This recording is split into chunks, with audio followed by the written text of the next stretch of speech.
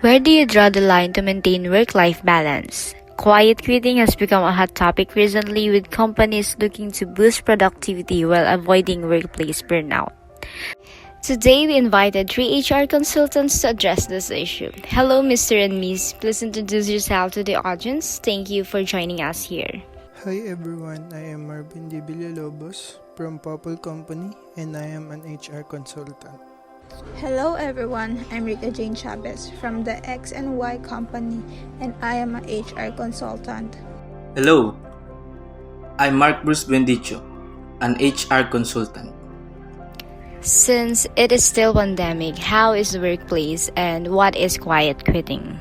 The COVID-19 pandemic not only disrupted everyone's life with restrictions and a lockdown on public gatherings, it also made some people rethink their career choices. Not only are people resigning from positions, they also want to limit their workloads. Enter quiet quitting, the new way of doing a job's bare minimum. Quiet quitting is the latest workplace buzzword. Although it sounds like it refers to someone resigning from their position, it describes a rebellion against the hustle culture of going above and beyond what a job requires. Not going above and beyond what work description is. So please, Mr. Bruce, tell us what are the signs that an employee is quiet quitting at work. Signs of quiet quitting can take on various forms, depending on the employee's reason for wanting to pull back on work. If an employee is truly unhappy, the sign may be much more noticeable than someone with a simple goal of wanting a better work-life balance. Some signs of quiet quitting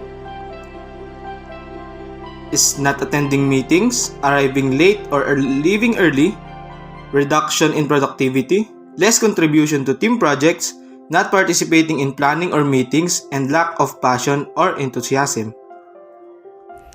Mr. Marvin, is it also possible that this quiet quitting attitude of employees also comes from feeling undervalued and underappreciated? Yes, or even used, because sometimes we have that expectations. Maybe some employer assumption is, as long as I am paying you, you are mine. Yes, you pay them, but employees are still have life outside work. Ms. Rika, up to what extent can we say that the employee's quiet quitting is okay for an employer and it is not healthy anymore? And the employer could say that it is time for you to go.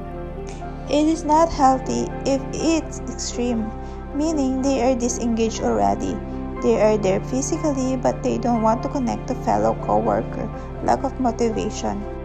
Mr. Bruce, is this can also influence other coworkers to do the behavior too? Yes, but at the end of the day, it will always be on the line managers to show care for the employees. Care can be done on the daily basis, like simple check-ins, simple recognitions. Even though we are on a hybrid setup, how can you design for connections? Even we are online, just a simple turning on their cameras while on meeting. This small behavior and practices help us to continue to treat each other as a person. Alright, I can see all the passion and love for your jobs. Thank you so much for joining us here, Mr. Marvin, Ms. Rika, and Mr. Bruce. And that's all for Group 3 presentation. Thank you for listening.